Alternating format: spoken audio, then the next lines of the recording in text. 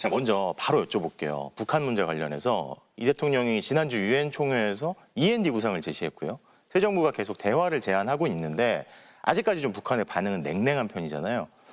근데 또 북한이 유엔 총회 7년 만에 대표단을 파견했고 이게 좀 변화가 있는 것 같은데 최근 이 북한의 행보 변화 또 속내 어떻게 보십니까? 어떻게 보면은 국제사회와 대화를 하겠다. 그런 것으로 읽힙니다.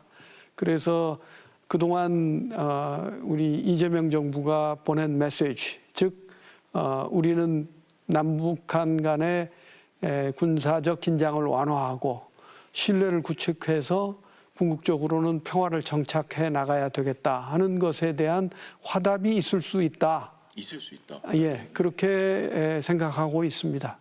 저희가 이제 보도되진 않지만 뭔가 포착되는 것들이 있다, 움직임이 있다 이렇게 이해해도 되겠습니까?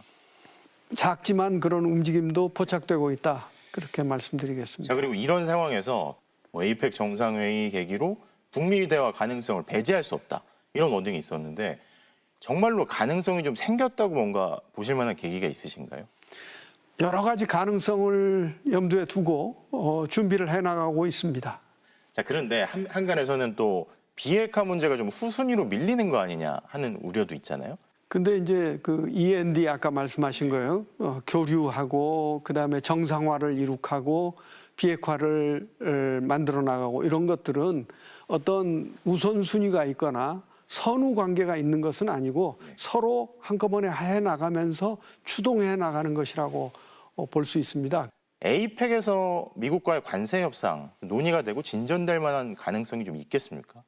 그 전까지 가급적 협상을 타결해 보려고 지금 노력을 하고 있습니다. 그러나 이재명 대통령께서 밝힌 것처럼 국익에 반하거나 비합리적이거나 하는 것들은 우리가 받아들일 수 없기 때문에 명확한 원칙을 가지고 협상을 계속하고 있습니다. 그리고 조지아주 구금 사태와 관련해서 석방은 됐지만요. 다행히 석방은 됐지만 미국 비자 문제 해결이 필요하지 않습니까? 지금 미국 정부가 빠르게 움직이려고 하고 있기 때문에 대표단이 지금 이미 워싱턴에 가 있습니다. 네. 그렇게 해서 또 새롭게 만들어내는 어떤 조치들,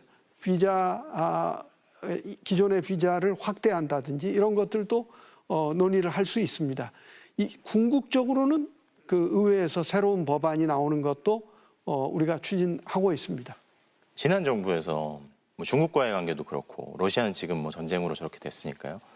다만 여러 가지 우리가 쓸 수 있는 외교적인 레버리지를 좀 잃어버렸다는 비판을 하는 분들도 계시는데요. 거기에 대해서는 어떻게 보십니까? 이제 신정부는 그런 걸 잘 염두에 두고 그 실용 외교로서 실용 외교 정책으로서 한미 동맹도 더 튼튼히 하고 미래지향적으로 포괄적으로 만들어 나가고 중국과도 그 협력의 범위를 넓히고 그러되 문제가 있는 것들은 신속하게 서로 이야기를 협의를 통해서 해결해 나가고 다만 이제 일본의 경우는 지난 정부에서 했던 것처럼 모든 것을 그냥 그대로 다 받아들여서 일본이 해주기를 바라거나 이러는 것으로는 바뀌지 않는다.